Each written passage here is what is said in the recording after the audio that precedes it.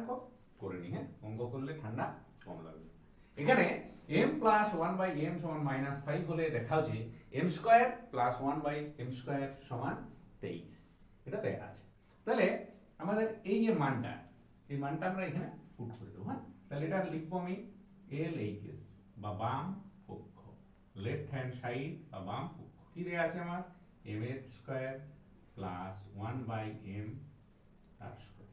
তাহলে এটা আমি m তার হোল স্কয়ার লিখতে পারি প্লাস 1/m তার হোল স্কয়ার। তাহলে এটা আমার কি হয়? a স্কয়ার প্লাস b স্কয়ারের সূত্র।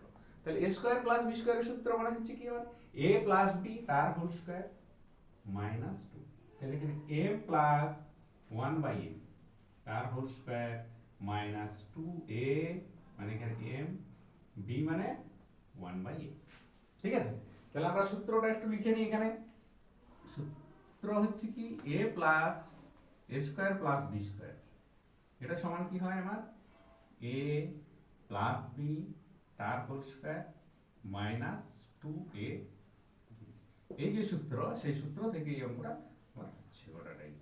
তাহলে এখানে আমরা m প্লাস 1/m তার মান হয়ে গেল -5, এখানে আমার দেয়াই আছে -5, তাহলে তার হোল স্কয়ার।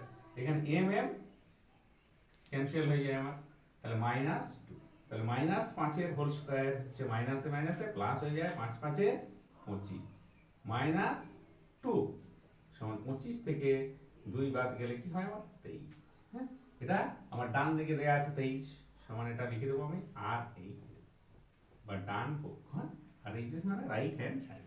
অতএব লিখে দেবো LHS is equal to RHS। কি হবে? প্রুফড বা প্রমাণিত। হ্যাঁ, আমরা বাংলায় লিখলে প্রমাণিত লিখবো, ইংরেজি লিখলে প্রুফড লিখবো। ব্যাস এইভাবে অঙ্কটা আমরা